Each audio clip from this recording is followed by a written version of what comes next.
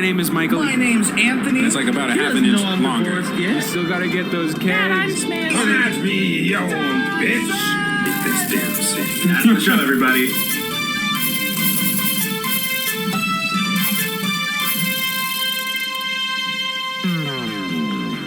Good afternoon, evening, everybody. We're back in business, baby. I think you just completely shot the audio right there. Yep. Right on. We're in our studio space, everybody. Let's go. We told you there were big things coming, and they are just about here. And they're coming. We're still working on our new space, but what do you think? Yeah. I really like it. We need to get a little softer lighting, I think. But other than that, you know what? This is looking pretty good considering it is been built over like the course of the last week. Yeah. So. And, you know, it's certainly a step up from Zoom. It's a lot better than Zoom. It's weird to see in person again. That's super cool. This basically means that we're back in action. We're back in fractions. And we're back to take action. Hell yeah. I rhymed action with fraction with action. That's there. But anyways, wow, it's nice to be back in. This is super fun. This is really fun. All right. So, Michael, why are we in person all of a sudden? There's a big milestone right around the corner here. A huge milestone. We are preparing for episode 100. One whole 100 and zero lag here. That is right. Awesome. And that is crazy. It's almost weird not responding a half a second too late. Yeah, I really don't.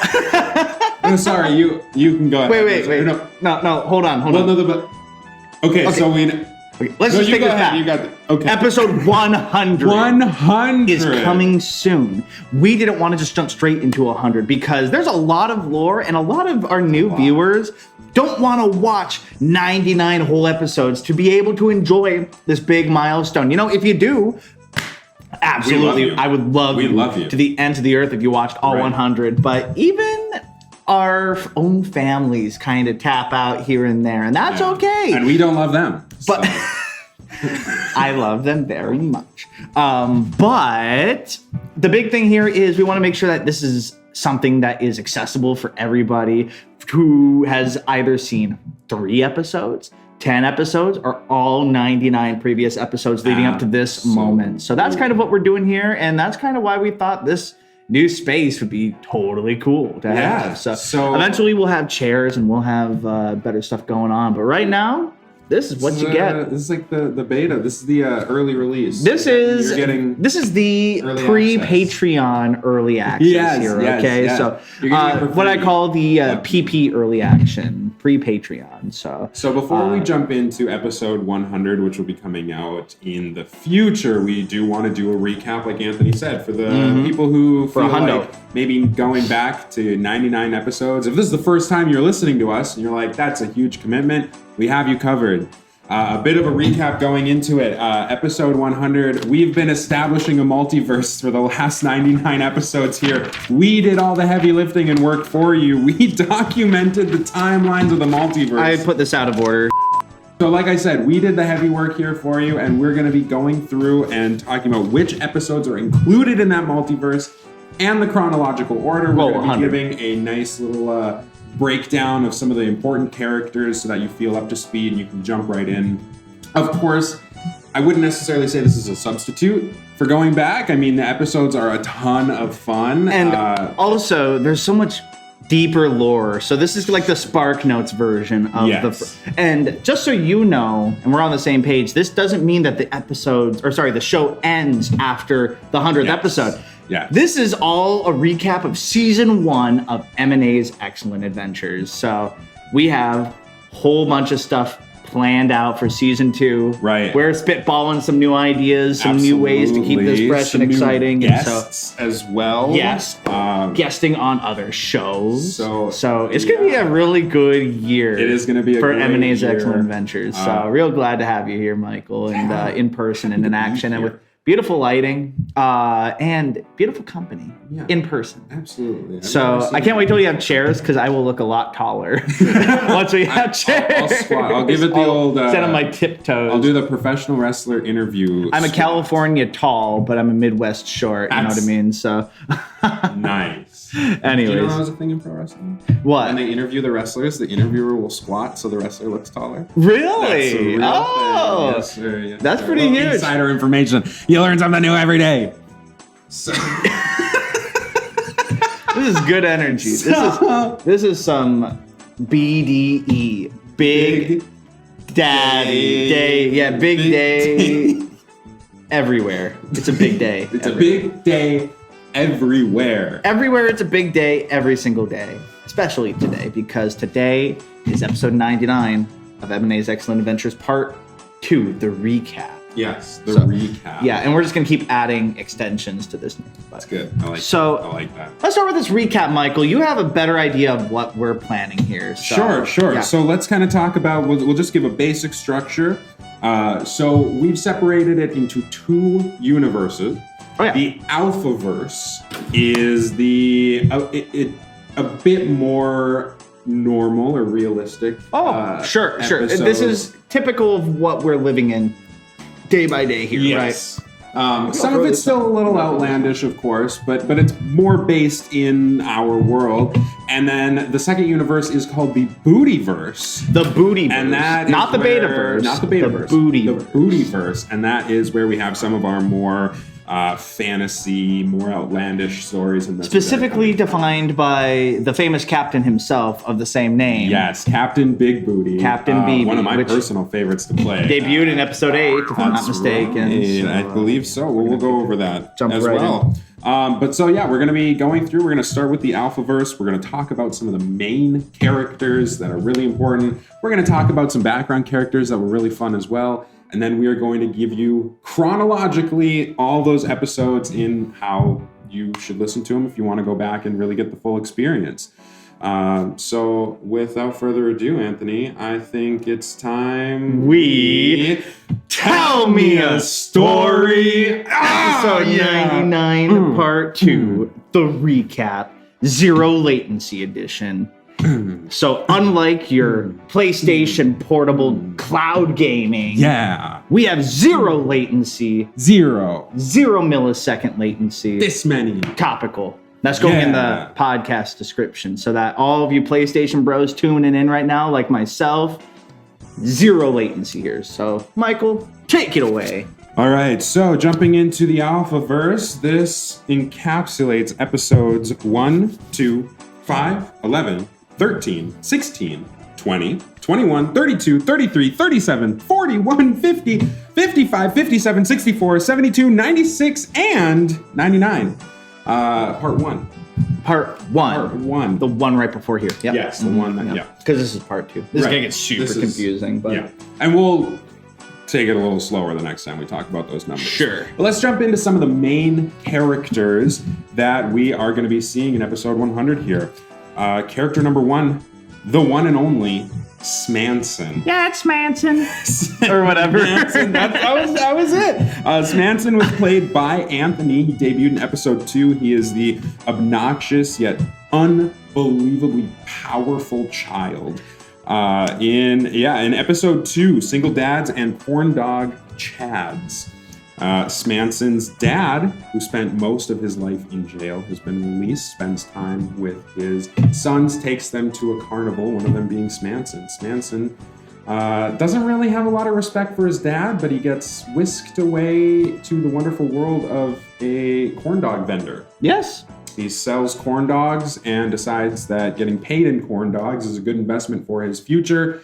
But when he learns his dad went to prison for tax evasion, he learns a newfound respect for his father, and they really make amends. Because fuck taxes. That's right. Baby. Am I right? Fuck those taxes. You don't have to be any particular person to say fuck taxes. Fuck taxes. Absolutely. They're important, but fuck taxes. The next time that we see Smanson is in the ever-controversial episode 5, Trains and Back Pains, The Tale of Super Scoliosis. That episode is by far one of our most controversial Yes. because at the time it was funny. Yes. And it's still funny. It's funny, but in a very it bad way. It didn't. Yeah. It didn't translate. It didn't well. translate. Well. And the big thing here is that was our crossroads where we thought, do we keep this show family friendly or do we say, nah?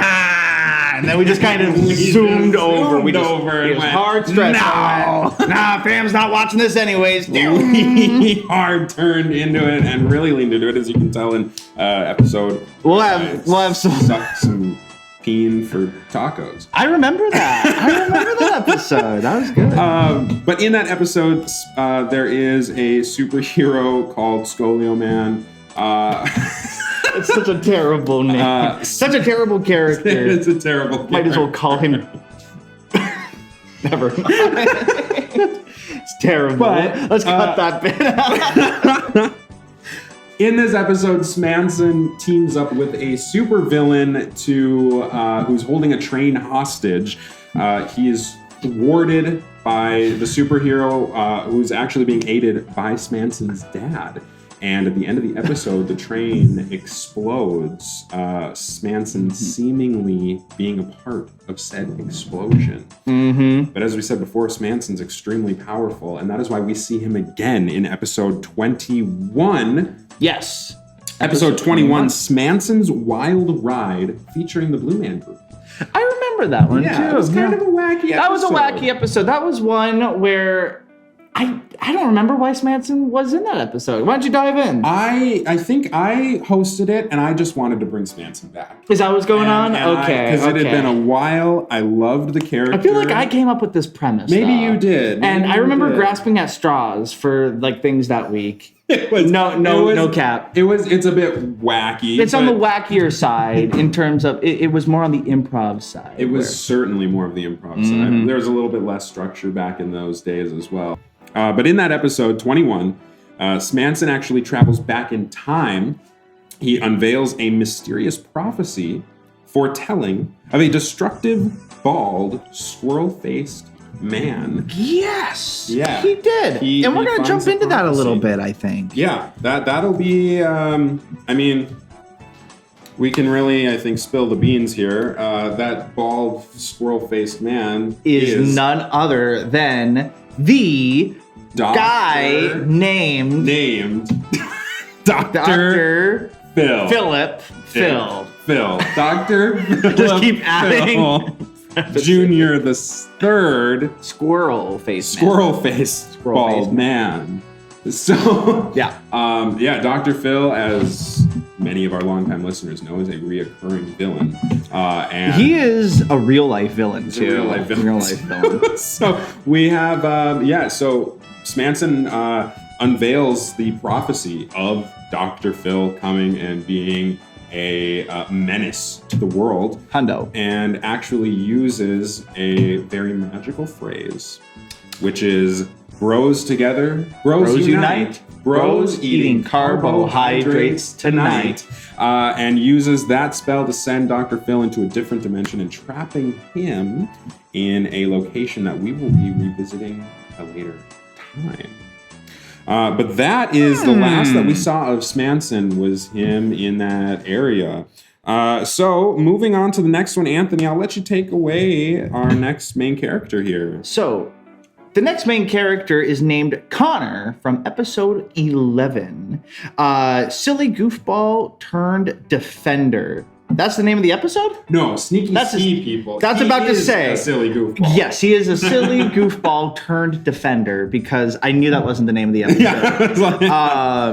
But he survived his murderous friend thanks to the faceless NASCAR man, who then recruits him to be his team of defenders. So I love that episode too.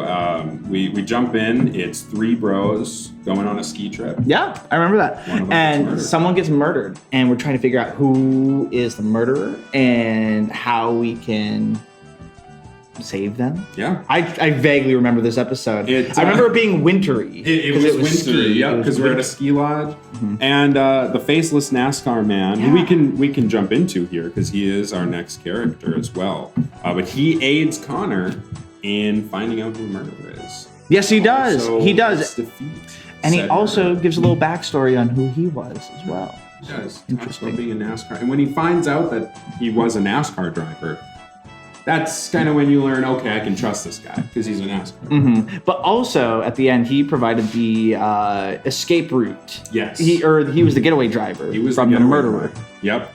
So he swooped in and saved the day. And NASCAR Man, he debuted in that episode as well. Episode 11, Sneaky Ski People. The Faceless. So he kind of doesn't have a face. NASCAR driver. No, he's smooth all the way down. all the He's way smooth. down, especially Like where it Slenderman. counts. Especially where it counts. Yeah. But then he he turns after his NASCAR driving days into a multiversal hero recruiter. He knows what's going on, and so he's jumping around recruiting. And so when we see him again in episode 55, Office Crispin Party, he invites Crispin and Aspen, two guys who were fired from their job, get a mysterious invitation back for a Christmas party. And they're a little confused, but they're like, hey, let's come back. Maybe they want our job back. And turns out the NASCAR Man was the one who actually invited them. He recruits Aspen to the team of defenders, just like he did with Connor as well. And we'll jump into that too, because those two are some of my favorites. So that's a little bit later down the line here with Crispin and Aspen. But those are some of my favorite moments and characters. Oh, absolutely. Yeah. Super fun. So that's where we really see the NASCAR Man going around and just kind of recruiting people and everything there. Okay, so our next character is Guardian Michael, who is, aside from all these here, he is one of the leaders and final defenders against Dr. Phil, the real villain here. Dr. Phil has been hidden under the property for many ages, under this specific venue that they were at. Was. Am I right? You're absolutely right. Okay, cool. So then, Michael and Anthony are the last defenders against Dr. Phil, which is super huge because he has plenty of evil minions, and Michael and Anthony managed to finally defeat him using the legendary Uno reverse card. If I remember right, Dr. Phil was about to do some giant attack against Michael and Anthony at the legendary Fort Totten Tiny Stage or something like that. What is that called? The Fort Totten is the property. There's the Little Theater. Little Theater, that's what it was. And that's where Dr. Phil was hidden, was underneath the Little Theater. Yeah. So yeah, and that's a real place. You can visit it to this day. Yeah, you can visit. It's a cool place. So in episode 16, Michael and Anthony is the first time they head to Fort Totten. They fight the spirit of Dr. Phil. Yes. In that one there. And that's Guardian Anthony as well. He's the other last defender along with Michael. Yes. And then in episode 13 almost serves as like an epilogue and ending to episode 100, actually, because it is kind of the final defeat of Dr. Phil, but a ton has happened. Yes. To get to that point. The Uno reverse card, I believe it came from us saying that Dr. Phil is a potato. And he's rooting. Yes, and we use he the Uno is. reverse He card is. to make him implode upon himself. I remember. Okay, yes. That's what happened. Yeah, so in episode 16 is when you're first, that's chronologically where you are first seeing Michael and Anthony going, and they're ghost hunters. They're like ghost adventures, and we meet a bunch of wacky people along the way. I think there's a team of priests that are fighting There are a spirits. team of priests, yes. It's pretty crazy. There's a whole lot of lore that goes deep into this mysterious evil being that Right. is Dr. Phil. But it ties in because they're the ones who inadvertently awakened Dr. Phil from his slumber that Smanson sent him to. Yeah. So it's a lot going on there. And then, of course, like I said, 13 is kind of the very ending. So after episode 100, check back into 13 to see, what was else going on sort of around that same time. Because, there's going to be a little bit of crossover in the timeage there. Oh, yeah. So that'll be pretty interesting. So where are we at on this list? We just wrapped up Guardian Anthony. Yep. Which means we're on my personal favorite character, Mine too. Mickey the Rat. Oh, I and love there are Mickey the Rat. two different kinds of Mickey the Rats. Because, and actually, if you watch episode 99, we see one of the iterations of Mickey the Rat reappear. You do. So, and it's a big deal. It's a big deal because Mickey the Rat in the Alphaverse is Michael's claim to fame. Michael, you want to talk a little bit about Mickey the Rat in the Alphaverse, and I'll talk about the Bootyverse? Yeah, absolutely. Okay. So Mickey the Rat in the Alphaverse we see in episodes 37, 41, 64, and 99, like Anthony said. Yeah. He's a weed-obsessed secret agent who donned a Mickey the Rat mascot mask head thing. And he wears that. And interestingly enough, actually, both Anthony and I have played Mickey the Rat before, because pre him donning the mantle, you played I started Mickey the Rat, yes, if I'm not mistaken. You started him. Mickey the Rat originated in the Bootyverse. Yes. Because he was a swashbuckler. Swashbuckler. Whatever that is. He was a pirate. He was a pirate with Captain BB. Yes. Also known as Captain Big Booty. Mickey the Rat was his sidekick. Yeah, first mate. Yeah. So what happened is they went on this big adventure with Mickey the Rat, and then Mickey the Rat reappeared as a drug addict in a Mickey Mouse costume. Yep. Yeah. So he was a secret agent in episode 64, The Dweed Fenders of Justice, which is one of my favorite episodes. Anthony actually plays this stoner secret agent who turns into Mickey the Rat, and then post turning into Mickey the Rat, that's when I play him as Mickey the Rat. That was such a fun, very James Bond-ish episode. I need to rewatch some of these now. It was a good That time. takes me back. Well, because that was episode 64 was Dweed Fenders, if I'm not mistaken. So, and so that was a year ago. Yeah. It was a long time ago. Okay. It doesn't feel like it was that long ago. No, but I remember you showing me the animation that you did for that episode, and I was at my dining room counter right upstairs, and I was just thinking, wow, Michael is going to be big one day. And we're huge now. Now we're huge. Now we're massive. And it all goes with, Mickey the Rat going into that. We had a lot of fun with editing on that one. Anthony provided some music for the intro animation. So I guess I did, didn't I? Yeah, so it's always a collaborative effort.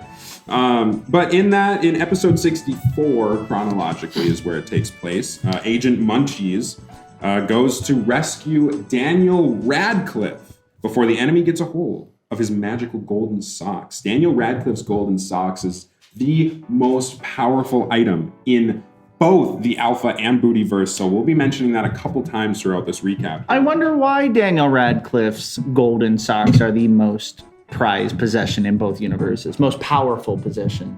He's the boy who lived. He is the boy who lived. And that's all we need to know. That's all we need. But unfortunately, in that episode, Agent Munchies fails to rescue Daniel Radcliffe.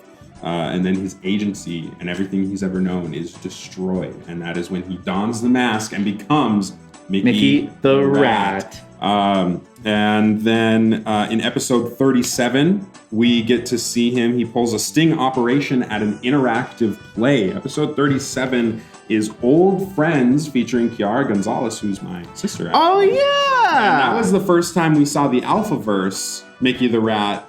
I try to sell you guys weed. That is. And that I is. badger you with it. And then when... That's Alphaverse. Yes. Okay. And you don't even give in. And I call it in anyways. And I bust your ass.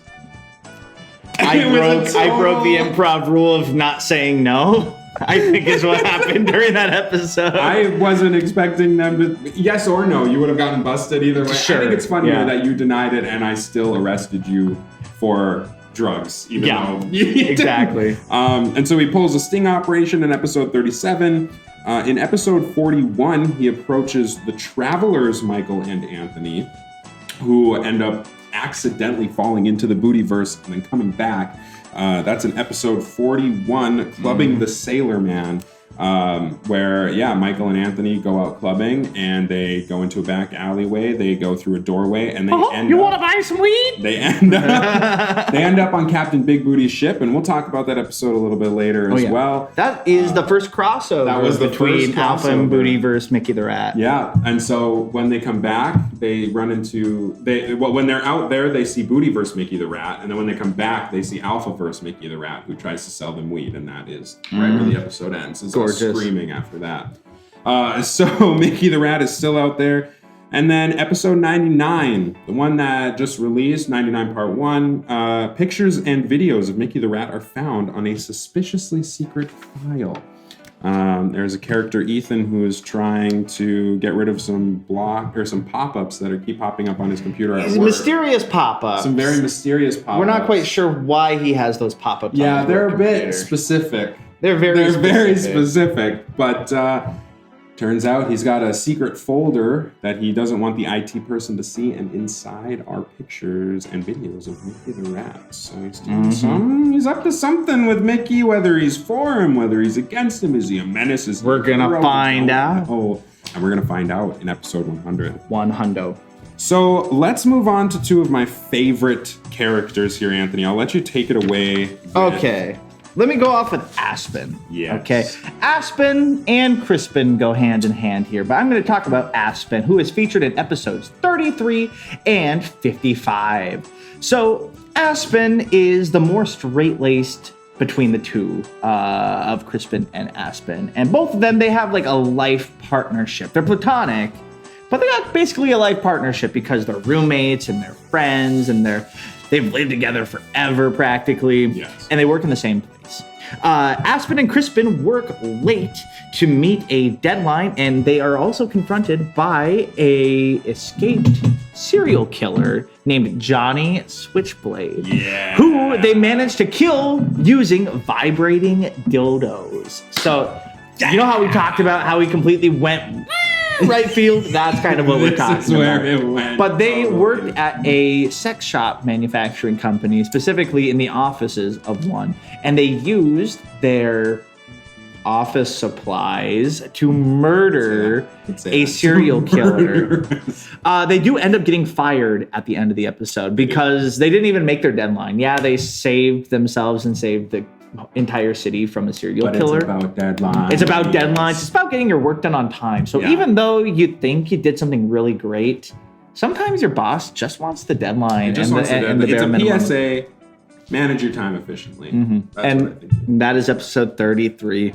So episode 55, on the other hand, was a Christmas party episode. And that was featured. We recorded that on Christmas Eve of that year. That also has a very fun Hallelujah chorus themed after our show, which is pretty fun. So even if you just take a look at some snippets of our episodes, make sure you check out our previous episodes so that you can at least hear some fun little bits. But we, on this Christmas episode as Aspen and Crispin, we are mysteriously invited back to the sex store office Christmas party.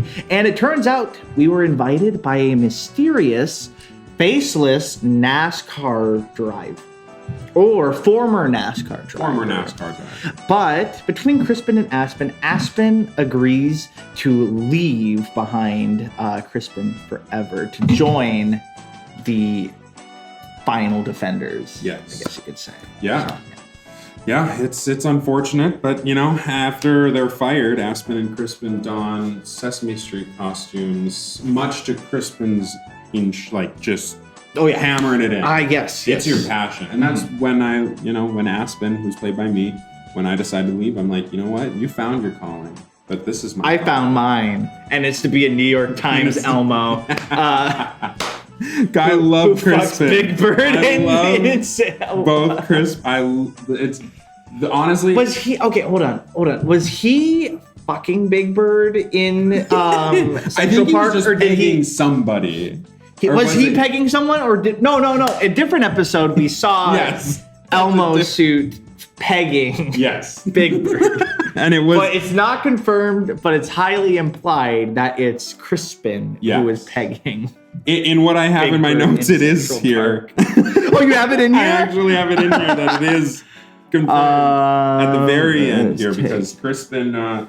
We'll kind of get to we'll dive into that a little bit.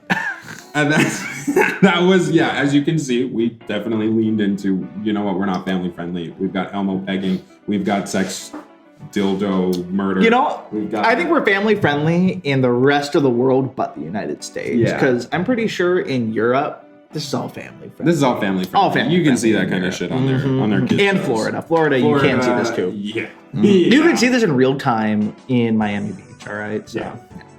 Yeah. Next here, I want to talk about, I think, my favorite character we've ever created, played by Anthony, Jerome Platsfield. Yes. I love Jerome. Like it was just a little spin-off idea I had. I just wanted to do a musical episode and make you sing, and it turned into probably my favorite series, or just my favorite character that we've ever done. In episodes 57, 72, and 96, Jerome lives life as if it were a musical. However, he's the only one who does it, so everyone around him is very put off by his weird dramatic tendencies and breaking out into song. I think everybody else was boring and Jerome was misunderstood. Yes. Personally. Okay. That's how I see it. Fair. So in episode 57, where we're first introduced to Jerome, the title of that episode is The Life of Jerome, a new American musical. Yes. Jerome gets into some trouble with some ruffians. He's asked by a neighbor if he could go on run some errands for him. And it opens up with a musical number, and I still, to this day, sometimes think, my name is Jerome. Just that. In my home. Yeah, it's beautiful. So he's going out, and while he's running these errands, he runs into some ruffians in the alleyway, which leads to a scatting battle, where they are just scat back and forth. And it's not scatting in terms of like a scat battle where they're like, oh yeah, I'm a better scat master. It's to the death. It's to the death. They murder each other with these scats. So by the end of when Jerome goes, he goes, and everybody around him is dead except for the leader of the ruffian gang. He kills them all by scatting, and then he gets arrested. And the leader of the ruffian gang breaks him out of jail and sends him to a parade.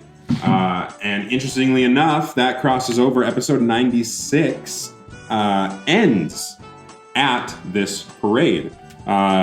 So when they're at the parade, Jerome and this leader of the ruffian gang are singing back and forth, and Jerome just scats his heart out and kills every single person at this parade. Unintentionally. It's kind of like when you walk down the street and you go like, and you're not really looking. Right. Yeah, basically what happened, except he was scatting instead of going. Right. And then in episode 72, Return of the Platts, Jerome, now determined to be TikTok famous, he and his assistant travel to the desert to find the legendary ship SS Ass, which Captain Big Booty pirated in the Bootyverse. So there is a ship buried in the desert, and he is determined to find it. However, this time, Jerome's let his abilities get to his head a little bit. He's a little bit more threatening. His assistant is terrified. We have Dark Jerome in this scenario. We have Dark Jerome in this scenario. But Jerome does find the ship, kills his assistant, and flies off with his ghostly crew into the night sky. And that is the last that we saw of Jerome Platsfield. Yes. That was a fun episode. I love episode 72. That was very fun. That was very fun. Well, let's talk a little bit about Charles Parsley, episode 96. So that was only like a month ago when we recorded this. But he is an observational stand-up comedian who wants to be in a fraternity so badly.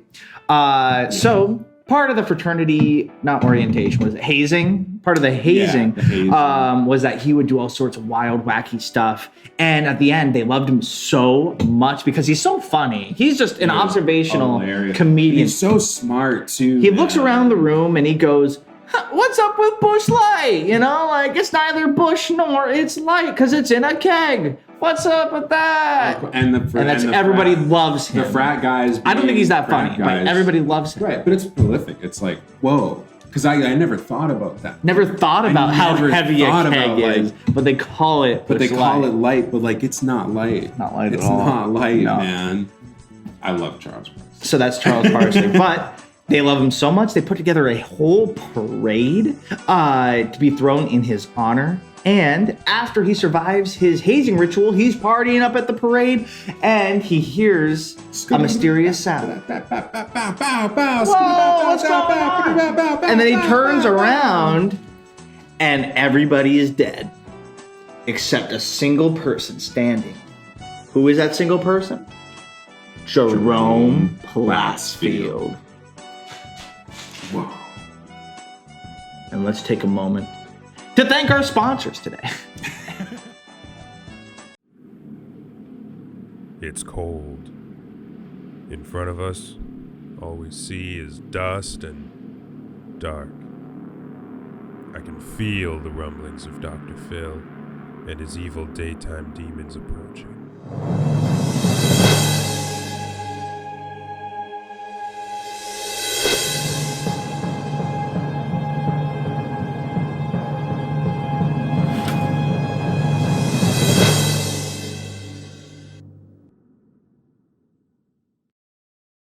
And we're back after our quick little break. So we have one more main character to get into in the Alphaverse here. And he is kind of a big bad of them all. That is Dr. Phil. Dr. Mother-freaking Phil. Showing up Phil. in episodes 13, 16, 21, 64. And I'm sure he's referenced and everything in more episodes than just that. Oh, yeah. So Dr. Phil in episode 21, he's sucked through that wormhole, trapping him in Fort Totten. Yes. But he is an evil lord, prophesized to destroy the world with his evil daytime demons. In episode 16, Dr. Phil's spirit's released from Fort Totten. We talked about that. And then in episode 64, Dr. Phil kidnaps Daniel Radcliffe and steals his golden socks. That's where Mickey the Rat's first failure against Dr. Phil. And then, of course, episode 13, he has nearly destroyed the world. The Guardians, Michael and Anthony, being the last defenders, and they use the Uno reverse card to cause an implosion, destroying him and his daytime demons. I don't think we could be any clearer. I don't think we could be any clearer than that. But Dr. Phil is this. Okay. So let's kind of jump into some additional characters here. Just some that might not show up in episode 100, but they're important to the storyline, or they've been involved in the multiverse to some degree, and some standout characters, I think. Yes. So, hold on a second. So we have Belushi and Michelob. Yes. Which I can guarantee are names I came up with. Oh, yes. Absolutely. They are gas station attendants who created, and this is the thing I said hold up to. If I made this episode, which I'm pretty sure I did, their company's name is Sharecocken, which is hilarious. And I totally did not even remember making that, but that is so freaking funny. Anthony, so their company is called Sharecocken, which is a sex toy company that Crispin and Aspen worked at. So Belushi and Michelob are the origin story of Crispin and Aspen and the Christmas party that they attended where they became final defenders. But they also currently, during this time, during the story, previously before they started that, they worked at a holiday, the same holiday featured in episode 1, which is where John Lovelace walks on in for a snackerino from the holiday.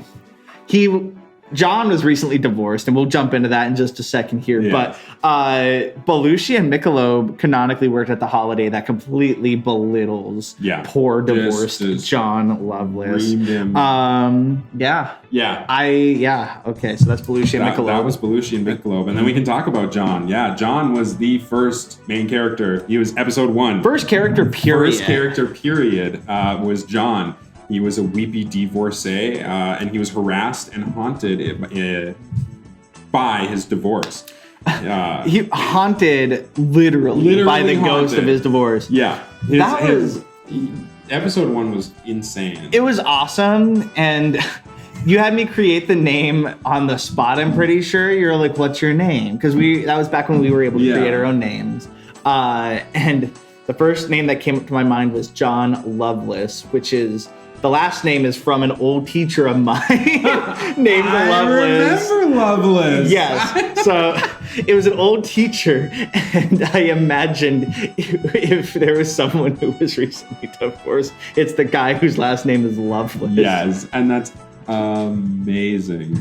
And that was, episode 1 there. So, John checks into a hotel that happens to be haunted, and ghosts continue to haunt and harass him about his divorce. And then he takes a trip to the gas station to get a snackerino, as you said. A snackerino from the holiday. From the holiday. Snackerino from the holiday. And he's harassed at the gas station. Fun fact, that is one of our most watched episodes. Yeah. And fun fact, that is our most disliked episode. Most of them are from my mother, who are like, that was cringy. My mom's exact words were, it's pretty cringy, Anthony. And that's how I knew we struck gold. That's how we knew we struck gold. My aunt thought it was awesome. Yeah. She thought it was great. Oh, my mother, though. My mom thought it was great. My mother thought, that's a bit cringy. But she didn't have the visual aids we have now to help enhance the experience. So if you're listening to this, check us out on YouTube, and you might be a little more entertained. That's right. And then John does make a cameo appearance in episode 50, where Belushi and Michelob are managing the store. Yeah. And John comes in just for us to just rip. John comes on in just totally battered. Yep. I'm pretty sure. I would assume. And we kick the shit out of him while he's down. Full circle. Full circle. That was like the moment we realized we have to full circle this whole first season. That was, So then let me dive into James. James is Smanson's dad, who was in prison, that we talked about before. Yeah. So that's James. That's James. We have Brent and Cord. Those are your names. You made those names, I'm guaranteed. Cord, definitely, at least. I definitely came up with Cord. Yes. As I was listening back at this, I was like, I found Brent, and I'm like, what the fuck's the other person's name? I can't. And then his name is Cord. I heard me go, Cord, listen. And I was like, did I just fucking say that? So, he's the cord that unites this whole multiverse. But they are the two bros who travel to the donut world, coining the magical phrase, bros together, bros unite, bros eating carbohydrates tonight. Which is later used in a different episode by Smanson to trap Dr. Phil's. So that phrase came from episode 20. Which is Dunces, Dukes, and Donuts. So then let's talk about Travelers, Michael and Anthony. Now, let's see why Travelers, Michael and Anthony, are a little bit different than Last Defenders or Final Defenders, Michael and Anthony. So Travelers, Michael and Anthony, they are two friends who stumble into the Bootyverse and experience the death of the anthropomorphic Mickey the Rat. They experience the death of him? They see it. Okay, they see it. Yeah. Only to meet the Alphaverse Mickey the Rat, who tries to sell them weed. Yeah. So in that episode, that was where we crossed over from Alphaverse to Bootyverse with Mickey the Rat. Yeah. Because Travelers, Michael and Anthony, are just bar hoppers, essentially, if I'm not mistaken. And they stumble across this mysterious place with Mickey the Rat, and then they go, whoa, what's going on? And they're on the ship with Captain Big Booty, if I'm not mistaken. Yeah. And then they witness the death of Mickey the Rat. He was eaten by a kraken, I think. I think he was shot. Was he shot? He was shot, or his head exploded. What? Or something crazy. What? The Kraken is. That's episode 8. That's episode 8 is the Kraken. Okay, so because they get in a fight with another pirate ship, and it's this huge battle, and Mickey the Rat just got his head fucking blown up.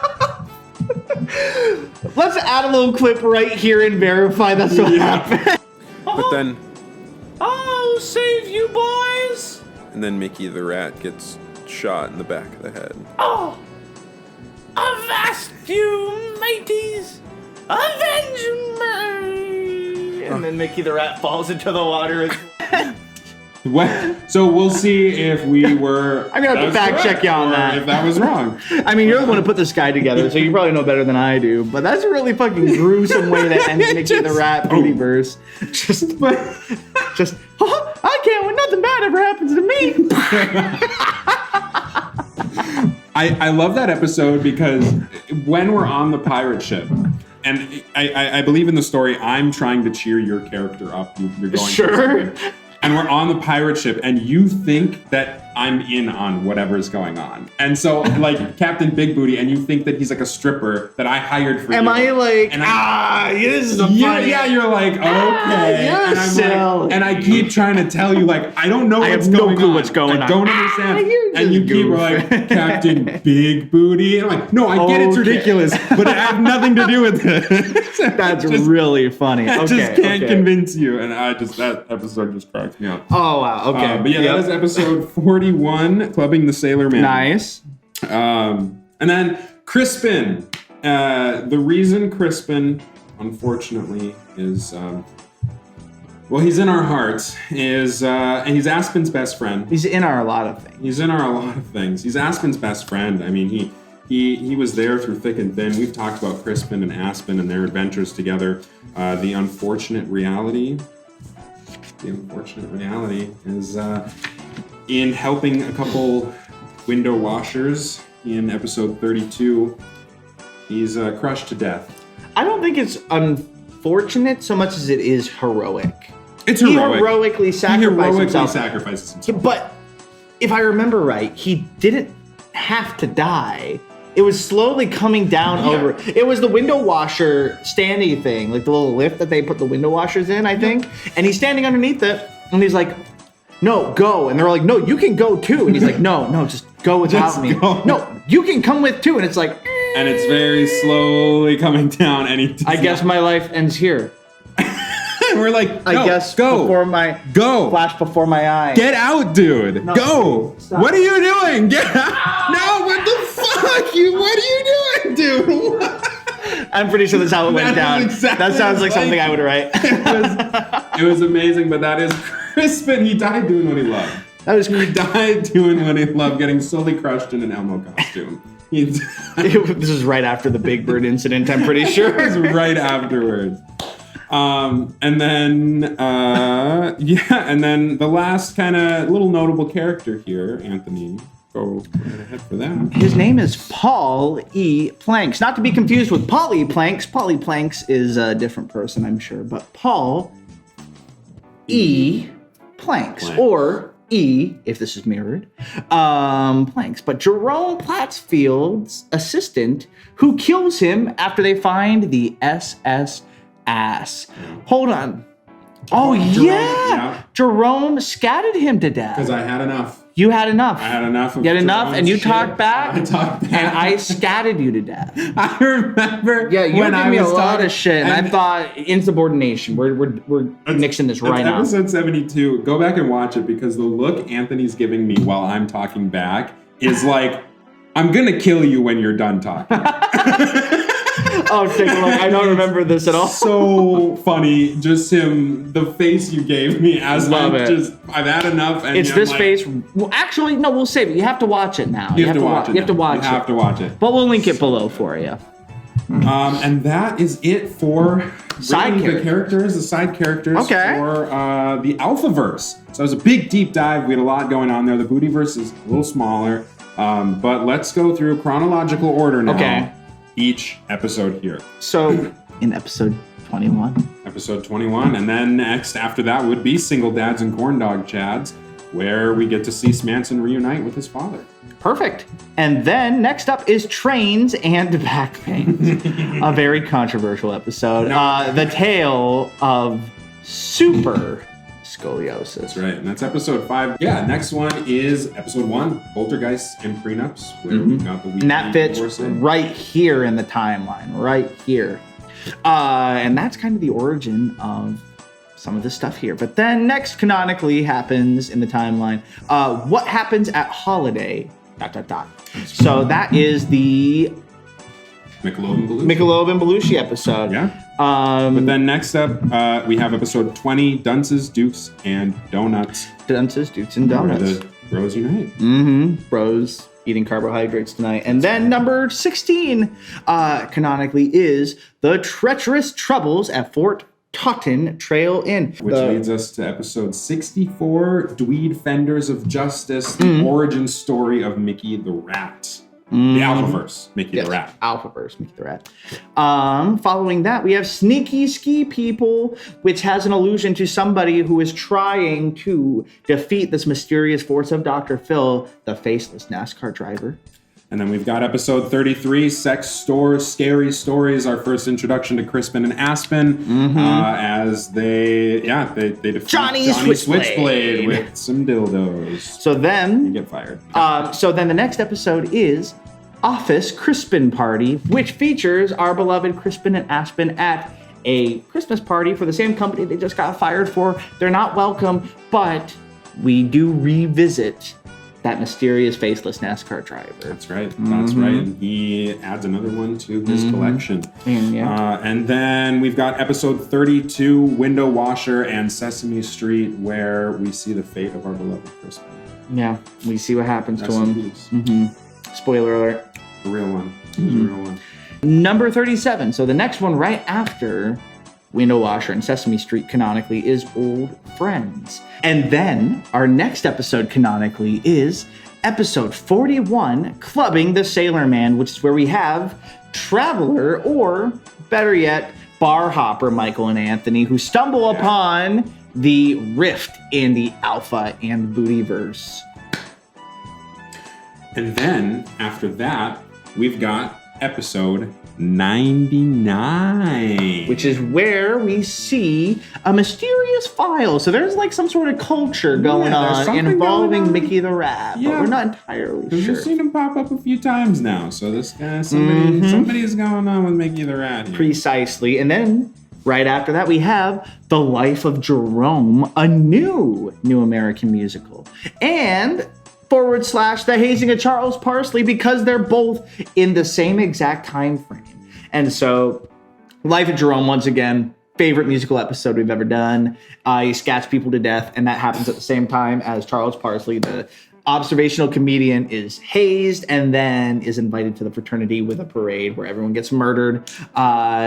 Pretty straightforward. Right, and then following that is Return of the Platts. Jerome Plattsfield's back, and like we talked about, scats his assistant to death and flies off. So last time that we see Jerome, he's kind of turned villain and flown off in an ancient pirate ship with a ghost crew. And then we have episode 100, which is leading up to the final canonical story, The Final Defense, which is episode 13. That's right. So yeah, episode 13 will serve as sort of an epilogue, but episode 100 is where everything's coming together, baby. So that is, if you want to go back, and we're going to give you some time to check out some of those episodes. They're a ton of fun, lots of laughs. So that is the list, as you can see in this timeline here, of the episodes in the chronological order. So that's it for the Alphaverse. Beautiful. Let's move on to the Bootyverse, which Verse. is exponentially shorter. Much smaller. Much smaller. Much smaller. It incorporates episodes 9, 10, 41, 51, and 54. And that's it. 5 episodes for the Bootyverse here.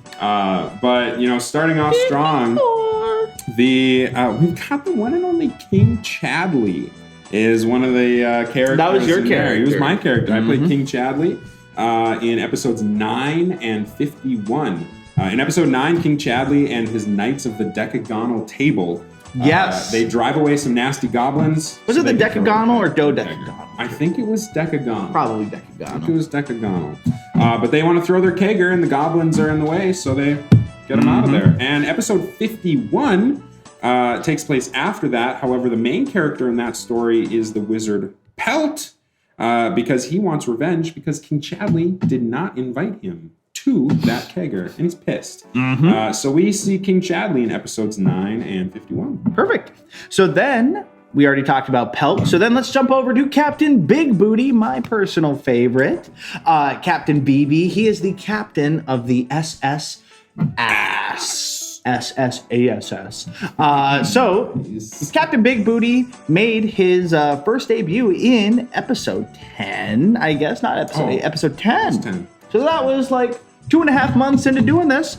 But Captain Big Booty, his first mate, Mickey the Rat, and the rest of their crew go on the hunt for Daniel Radcliffe's legendary golden socks. And we're not sure why they're so important at that point in time, but the two travelers from the Alphaverse into the Bootyverse, so Traveler, Michael, and Anthony, they stumble onto a portal that leads them onto Captain BB's ship. And it is attacked, which is what led to the demise of our beloved Bootyverse, Mickey the Rat. Let's revisit how he died. Yeah, we'll revisit here. But yes. And then finally, Danny Steely. Danny Steely, the gunslinging cat boy.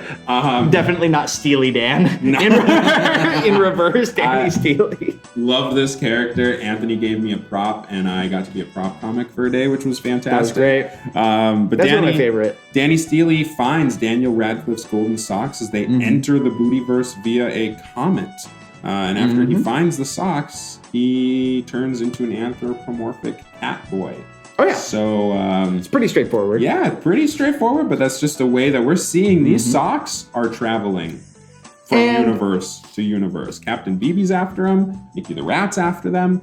People want these socks. Dr. Phil wants the socks, so we're going to see kind of what happens with these socks here. And of course, an additional character, Mickey the Rat, the Bootyverse. This is what I was going to jump into was why is Mickey the Rat an additional character? He is so beloved by everyone. He's beloved. I just figured and he's important. If he's but dead, I guess he's not. He is dead. Okay, so he's not alive anymore. But who knows what those socks can do? We'll find out. I have no idea because we don't know what is going to happen in episode 100. You gave everybody an inkling and an idea. Anyways. Well, we don't know. I don't know. So the canonical order of things is we'll start off with episode 9, King Chadley and the Funky Bunch. That is way early on in the timeline just because that's assumed it's in medieval days. Yeah. So we have King Chadley who has a kegger. But then following that is episode 51, Wizards and Keglords, the direct sequel to episode 9 with King Chadley. Where Pelt tries to get his revenge against King Chadley. And then right after that, we have episode 10, which is Captain BB and the Tale of the Legendary Golden Socks. That was the first time we ever saw the socks. Oh, yeah. First time we ever saw the socks. First time we saw Mickey the Rat. First time we saw Captain BB. What was that? Legendary episode. It was a legendary golden sock-filled episode. It was. And then, of course, we've got episode 41, Clubbing the Sailor Man, which is also in the Alphaverse, but that's the one that takes place in both. So that's where we see the death of Mickey the Rat. We get to see Captain BB in all of his glory. It's then kind of just assumed, as we said before, the socks kind of are going back and forth between the Bootyverse and the Alphaverse. Oh, yeah. Well, they're transcending space and time because they're the most powerful item in the world, in the universe, in the multiverse. So then finally in this timeline, Cowboys and Catboys is the final route of this, which is where we see the Golden Socks make one final appearance. So leading into episode 100, what we see here is Dr. Phil's spirit in the Alphaverse has flown away. When we get to episode 100, that's where we're at. Dr. Phil's spirit is out in the ether. Mickey the Rat is popping up here and there doing sting operations and such like that. And the NASCAR driver man has recruited a few defenders for this. Jerome Platsfield has acquired a ghost crew and a ghostly ship and is sailing in through the sky. And Danny Steely, I believe, was the last person we saw who had the socks. He is. So that completes both the Alpha and the Bootyverse. That's right. So that's pretty much all the things I think we have. That's all we got there. It's a nice little recap. It's a nice way to feel like you're prepared for episode 100 without having to spend 100+ hours of content. Yes. But Michael, anything else you want to kind of jump into here? You know, like I said before at the beginning of this, I mean, it was a good recap, but this was the spark notes of it. I mean, We had a ton of fun. There's a lot more episodes other than just the ones we talked about here. This isn't even most of our episodes. Some amazing ones. We're going to do a tier list. We're going to talk about our favorite episodes. We're going to rank them. Oh, yeah. So then you get a good idea, too. Some episodes that maybe don't fit in the multiverse, but they exist and they are a ton of fun. Oh, yeah. Just little standalone stories. Oh, yeah, absolutely. Yeah. Well, that seems to be everything I can think of. Michael, anything else you want to say before we call it meeting adjourned? I don't think so. I think make sure to check us out on Spotify and iHeartRadio and Apple Podcasts and all the places you can find podcasts, because episode 100 is right around the corner. And who knows? It's going to be a big one. We don't want you to miss it, and we don't want your friends to spoil the conclusion of season 1 of M&A's Excellent Adventures. That's right. And we are going to roll into season 2 afterwards as well with a nice fresh start. So this is not the end of the show. Not just the end even of the season. By a mile. Yeah, and we're check at it least, out. I mean, yeah, we're on a 2-year season cycle right now. That's right. Almost a 3-year season cycle. And so. if you think season 1 was good, just wait until you see season 2. And if you thought season 1 was iffy, don't worry. Season 2 is going to be legendary. Legendary. But I don't think anybody thinks season 1 is that iffy. I think everybody thinks it's amazing. Rules. At least 300 of you out there think it's worth a little time to subscribe. So once again, check us out on YouTube as well. Make sure to hit that subscribe button and the like button. You don't have to do anything that costs any money. You just need to click the button, and that's it. And that gives us so much. I don't know. It gives us so much for so little. So little for you. It translates to so big. Anyways, yeah, that's all I gotta say. So with that being said, I love you. Bye-bye. Kisses. Out from our studio.